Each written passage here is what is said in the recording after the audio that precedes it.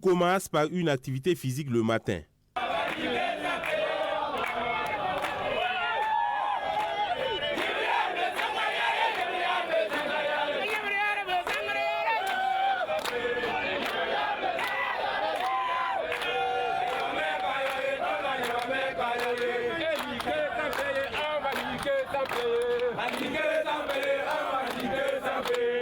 Une belle séance qui augure une belle journée de travail. Donc merci au Mono, merci à tous ceux qui ont organisé la séance.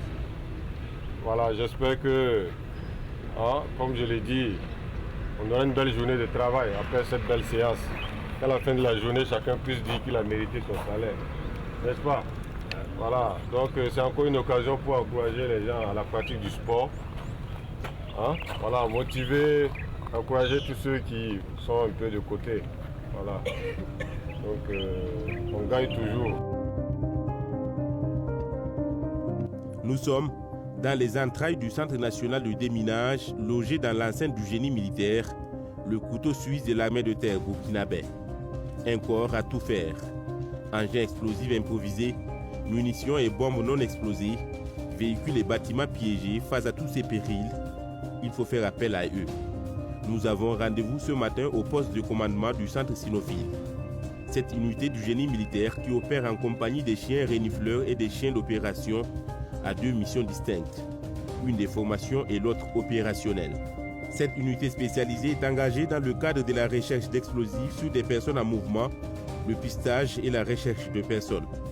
L'adjudant shooter, chef de la première section cynotechnique de l'unité spéciale de dépollution et du déminage du génie militaire, explique la composition de sa section et son rôle spécifique. La première section, qui est composée de 20 binômes, c'est-à-dire le binôme ici, c'est le maître et le chien. Le chien est pris en compte comme son maître. Et la section est composée de 20 éléments, y compris 20 chiens. Donc en total, 40 éléments. Il est constitué en deux groupes. Et chaque groupe comprend deux équipes. Chaque équipe comprend 3 renifleurs, 2 interventions.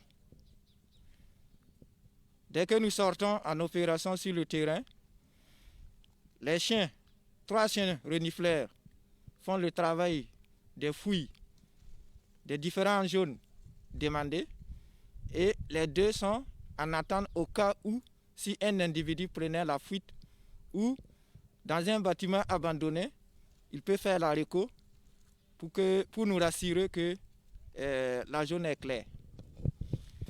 Le chien est encadré en fonction de la mission auquel nous voulons l'employer. Certainement pour la recherche ou soit pour l'intervention, comme les gens aiment dire, l'attaque. La mission de recherche, c'est quoi? Nous l'entraînons à sentir un certain nombre d'odeurs auxquelles l'ennemi utilise sur le terrain pour constituer les EI. Et ce chien peut faire la fouille dans les bâtiments abandonnés. Il peut faire la fouille, genre un véhicule abandonné. Il peut ouvrir la route lors des convois pour nous rassurer que les ponts et les parties suspectes ne sont pas minés. Il peut fouiller aussi les checkpoints, les aéroports et les gares. Il peut également faire aussi la recherche du personnel et nous dirons de ce côté le pistage. Pour l'intervention, il peut faire intervenir dans un bâtiment auquel si un individu se cache. Il peut intervenir pour un individu refusant d'obtempérer dans son véhicule et même la fouille d'une zone à la recherche des individus, ceux de l'intervention aussi peuvent le faire aussi très bien. Tout le monde le sait, le chien est le meilleur ami de l'homme, le meilleur ami du militaire aussi. Sergent-chef Budos et son chien de recherche qu'il a surnommé Rock s'apprécient. Une parfaite collaboration existe entre eux. Voilà, ici avec mon chien qui se nomme Rock. Voilà, un jeune chien. Et il a 1 année, 1 mois. Ok, la mission qu'on peut me confier, c'est la recherche. la recherche, les ouvertures d'itinéraires, les fouilles des véhicules suspects, et les fouilles des bâtiments suspects, ainsi que la fouille sur la recherche des cases d'armes. Si on se retrouve en mission sur le terrain, lors d'un point suspect, on nous dit de faire une ouverture d'itinéraire. Bon, je prépare mon chien en fonction de la distance. Je lui donne des ordres, je le fais s'asseoir et je le lance. Voilà. Il va commencer à chercher jusqu'à l'objectif. Une fois trouvé, il va s'asseoir ou bien coucher. Voilà. En plus de ça, quand il va s'asseoir, je vais l'appeler et comment on appelle ça, lui donner son cadeau. En fait, il est formé, c'est comme si c'est son cadeau qu'il a trouvé. Voilà. Le maître est content, il le récompense avec son cadeau. Et on fait appel aux éléments EOD, ils viennent terminer le reste. Efficacement entraînés, les chiens renifleurs et d'opération sont donc des compagnons fidèles des combattants du génie. Ce matin, ils reçoivent depuis leur chenil la visite du chef de corps du bataillon du génie militaire et ses collaborateurs. Les plus gentils côtoient leurs binômes dans une ambiance conviviale. C'est ici que sont formés les canins des mineurs. Ils sont une trentaine sur qui repose souvent la réussite d'une mission. Sur le terrain d'entraînement, le caporal Negro simule une opération en compagnie de son binôme. Le chien militaire suit à la lettre toutes les instructions du caporal. La scène est surréaliste.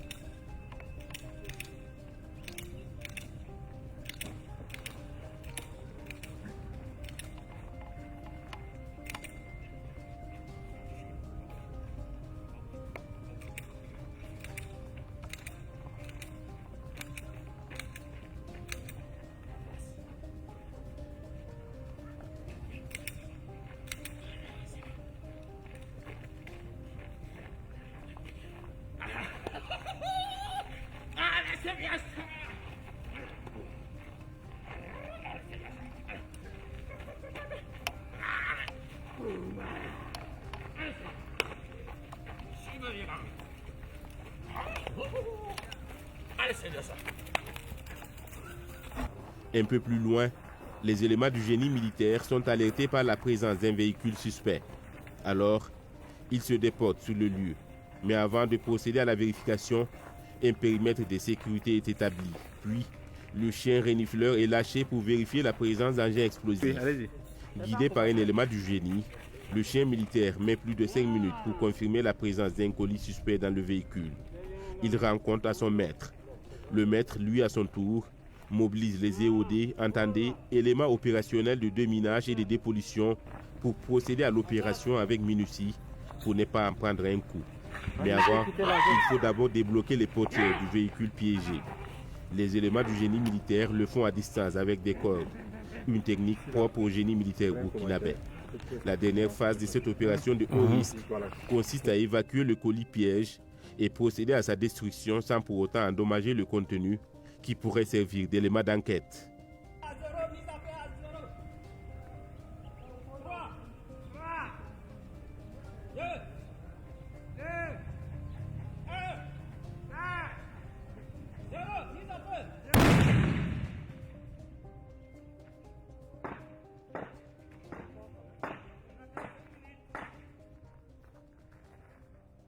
Après que le chien ait confirmé la présence d'engins explosifs dans le véhicule, nous avons assisté à l'intervention de l'élément EOD.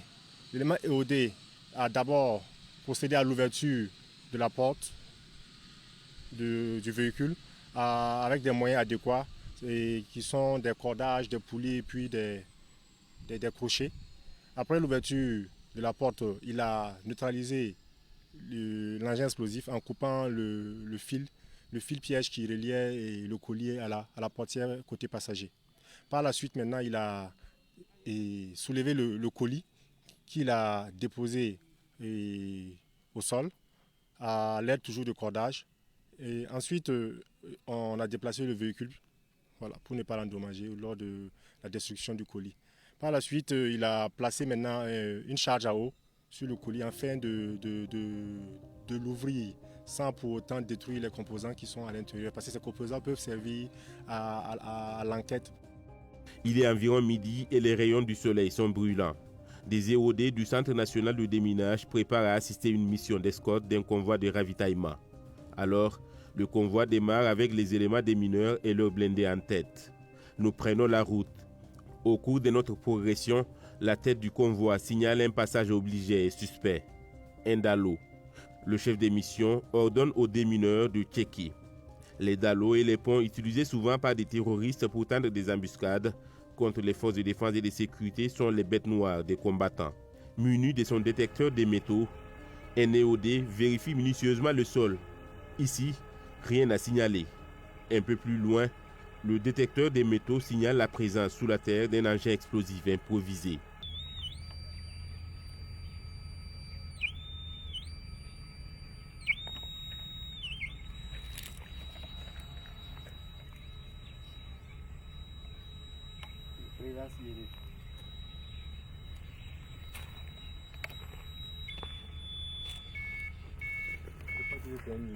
Pas question de creuser le sol sans avoir pris quelques précautions.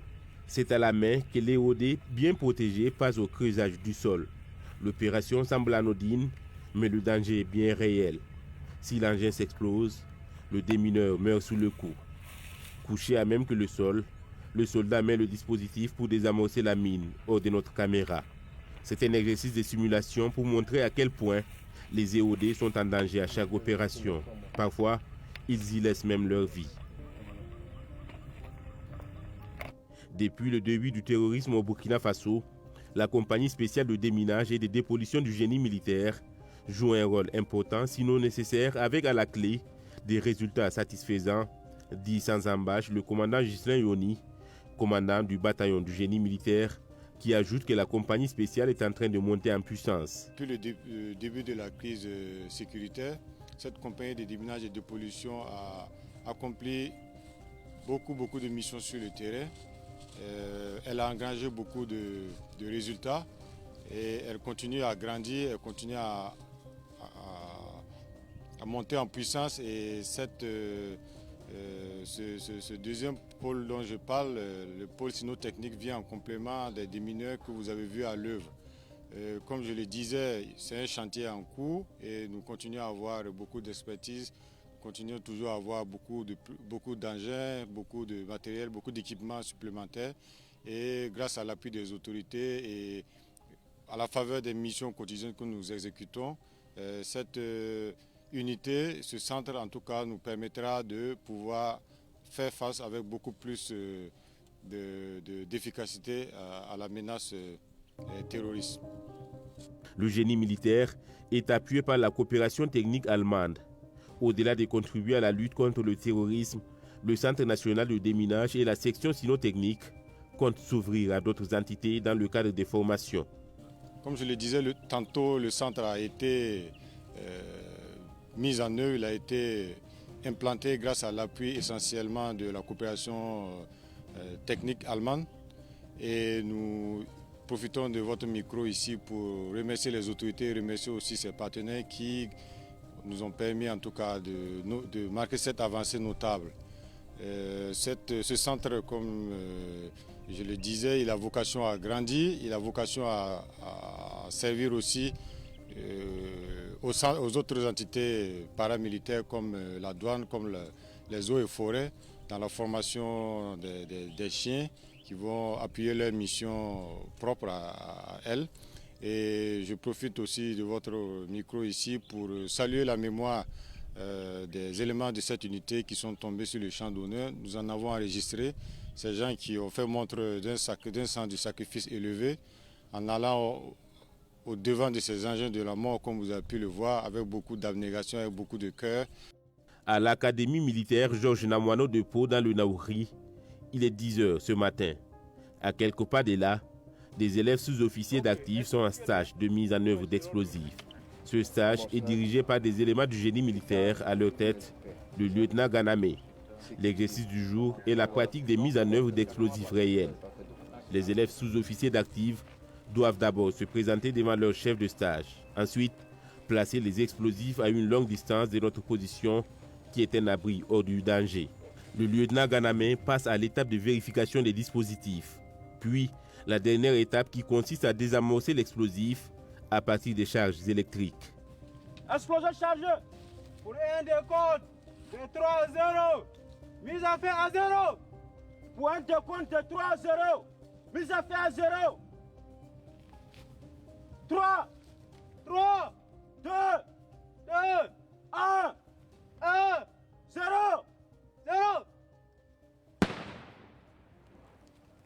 Je te connais, coup parti, bien parti.